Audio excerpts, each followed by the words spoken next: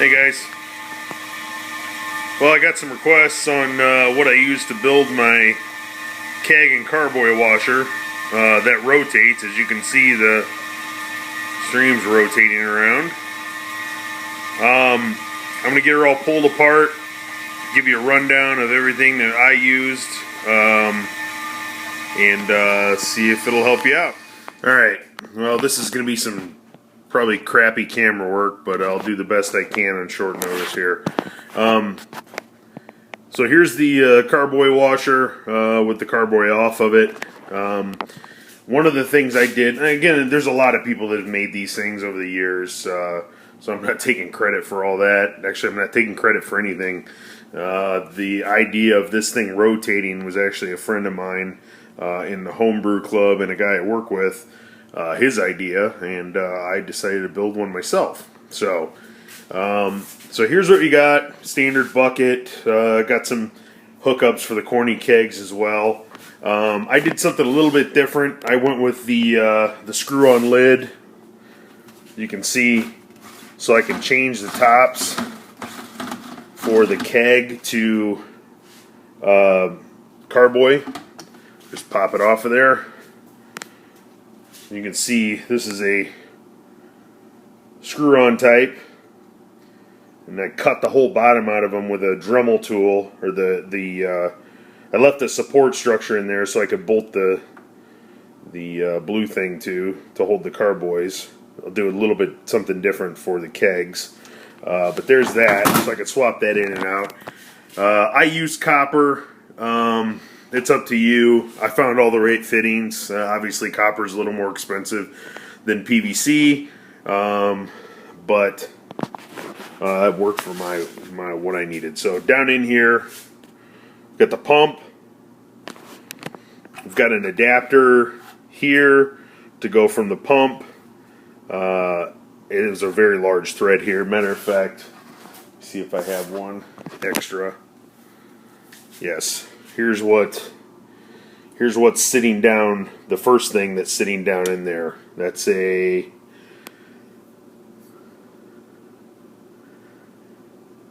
looks like 1.25" pipe to whatever that thread is. So I'm sorry, I don't have all that information, but that's it. So that's 1.25" PVC here. There's the threads that screw down onto the pump. Here's the pump I used. It's just a 1/4 horse submersible utility pump. Got it from Menards. I think it has a 2-year warranty. Yeah, 2-year warranty on it.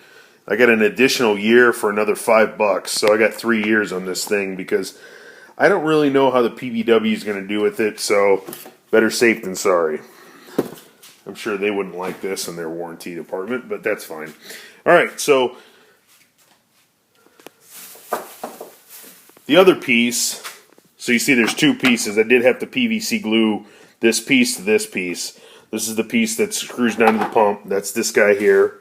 Then I also got an 1.25" to 1/2" pipe adapter. So that slides in there and makes one of these. That's what screws on there. Then you drill a hole. What I did was I didn't push it all the way down in. I left a gap on the inside. You can see the gap right in there. And that's right about where I put the barb fittings. I drilled and tapped, 1/4" tap, and put barb fittings on each side to run for the corny kegs. So that gets out before it even goes through the sprayer. Alright, so that's pretty simple. Just some nylon barbs run into the line through some grommets that I had. Keep the water from popping out, and each side kind of comes out, and there's my gas side and then the product side. I'm going to make some like little hooks or something to hang this thing on here at some point, but we'll see how it goes. So, alright, now here's the magic, right? Again, the power cord goes out of a grommet too. That one I had to cut because I had to split it because the plug at the end of it is too big to get through the grommet. So I had to cut a little slit in there and wrap it around. So I'm going to have to go back over and seal that with silicone. Alright, so let's get down to the business of this thing spinning. As you can see, I've got holes drilled all the way up and down, and they're actually offset. So there's a hole here, and on the other side there's one halfway up. I think these are in 2-inch increments. So on the other side, there's one that starts there, and then the next one's there, so that they kind of, as it spins, you get an even clean around it, and you don't get lines. There's a couple at the top to kind of do the top job, and then I also put one down here, right on that little chamfer portion of the transition from here to here. What that does is it's right in the right position that it sprays water downwards into the top of the carboy to get it really nice and clean. So yeah, again, you can see this thing, it does look a little sloppy. It moves around, but once the water pressure goes in, this thing pops straight up, and she spins around. That's the little piece. We'll pull that out here in a second. So, all right, I will set this down and get this thing pulled apart. I don't know, maybe I can pull it apart without that. There we go. Pretty simple. This is the 1/2 inch. That's where the 1/2 inch pipe hooks up.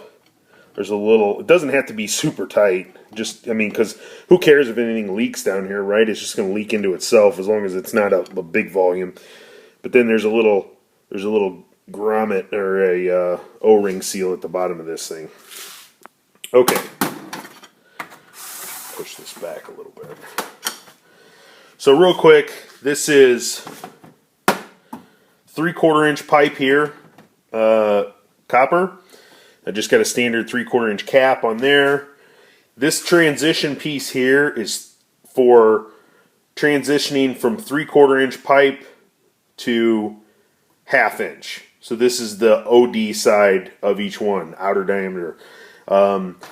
They are available. They're not a major user, but I mean, you can find them in plumbing aisles and things like that. So the reason why you step down from 3/4 inch into 1/2 inch, not only because to get to this piece, but 3/4 inch in the end of the carboy is too tight.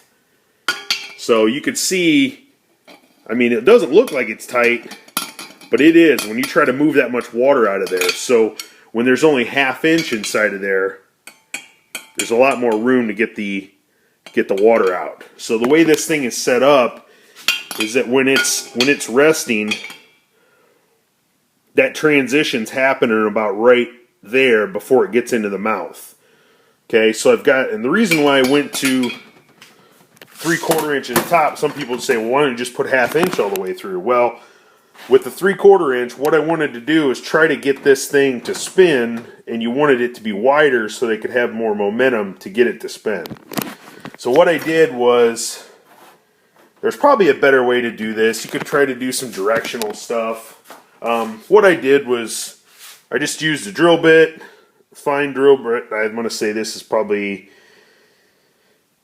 a little over 60 thou, somewhere around there, about a 1/16 of an inch bit. So what I did was I would start in, I don't know if I can capture this right. I would start straight in. After I pierce the hole, very slowly start rotating the bit until I'm at about a 45 degree, so that I'm kind of creating a channel for the water to spray out this way. It didn't work perfect, but it does work enough to get the thing to spin. Matter of fact, I almost like it because it spins slow and it doesn't spin super fast. It's got more time to really penetrate the stuff. So, and again, I do that on the opposite side. You can see the holes there. The opposite side holes are offset by 1 inch. Okay, and they face the same direction, so it will cause the thing to continuously spin in this mode. I think you can kind of see. Let's see if I can get this thing to focus. You can see how those holes are sort of pushed out when I rotated the bit. So you end up with a little bit bigger than a 1/16 of an inch hole. It's kind of oval shaped, but it does create a little motion to get the thing to spin around. Okay, now let me pull a couple more parts together and I'll show you how this whole thing works. All right, this is the, let me see if I can hold this and this at the same time. There we go. Alright, so this piece here is the part that spins. This is what you want. This actually came out of the bottom of this sprinkler head. That. So I took this out. There's actually, you can pull this out of here a little bit. See where there is that white nylon ring. Typically there's two more pieces of rubber that go underneath them. There's one and there's one. Okay, so it would be rubber, nylon, rubber. And then on the top, there's another nylon piece and a spring that sits on top of this thing. I took all that stuff out. That sits on top of there like that. Because this spring pushing on the bottom of there, plus the friction of that additional rubber, wouldn't let it really spin real good. Now, what that does for a lawn sprinkler is really good because it actually seals it so it doesn't leak. Well, we don't care if this leaks because it's in the bucket. So take all that stuff out, and what you end up with is brass to that nylon, and that creates a nice easy motion for this thing to spin around, a lot less friction. So this fitting, these threads on the end of this are actually like compression. Here's a fitting off the end of a compression kit for brass compression or something like that. That actually threads onto the end of there perfectly. So how I transition that to the copper is, just so happens this outer diameter of this thing is the right size inner diameter for 1/2-inch coupling copper tube. So you can see there's the 1/2-inch tube. Here's a coupler for a 1/2-inch copper. That actually fits on the inside. So that's how I kind of transition from this to this without kind of gluing it or anything like that. Now, if you do this thing out of all plastic, you could probably just glue it or epoxy it. Here's an actual plastic one out of a plastic lawn sprinkler. That would actually go in the bottom of this too, no problem. So I like the brass one. I just wanted to keep it that way. So again, you can see I soldered one of these on the end of that coupler so that I could create that transition to have something to thread this thing into. So pretty simple. So once she threads in, doesn't have to be super tight. Finger tight's fine. Then this is the part that threads into the top of the pump, and then the whole pipe can spin around. So nice and simple. Now the only thing I think I got left to do that I want to do on the inside of this is, you can see there's a couple of tabs here on the top of this pump. This kind of moves around on the inside of here a little bit, so I'm going to create a bracket that goes across there so I can center this into the center of the screw top lid, and then it'll sit still a little bit better. So again, yeah, just I don't think there's anything special. I mean, part numbers, things like that, really I don't think are going to do you much good. It's all pretty much off the shelf stuff. The only thing that, again, that just comes out of a regular old lawn sprinkler. Nothing special there. This is standard 1/2-inch coupler, 1/2-inch pipe.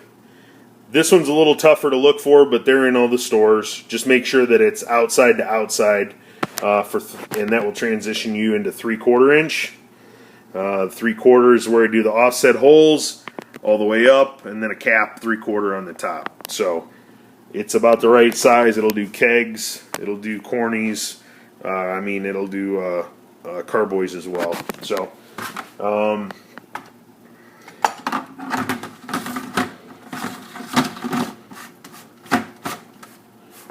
I don't know that cutting all this out really did a lot of good, but I figured, as much water as I'm moving, I wanted to make sure that there was enough for it to get back down in there. So, Alright, I hope this helps. Happy home. Okay, I forgot something real quick. I don't know how I'm going to splice this into the video, but I need to. So this is the screw-on gamma lid for adapting the carboys to that I've bolted this water jug thing to. When I do cornies and kegs, I need another adapter, so I've got another one of these screw-on lids coming, so I can just get the inside. And what I'm going to do is I'm going to bolt this little contraption together. What this is a 4-inch by 4-inch rubber, and then all this is a toilet flange. And basically what I'm going to do is bolt that to another lid, and the corny sits right on top of this and supports it right on the inside. You can see, no, I don't drink Bud Light, but that's an old school Bud man, so I can't throw them away, or Budweiser anyways. That'll sit right on the inside of there like that when it's upside down. It gives you enough room to put the adapters. Cool? Alright, cheers.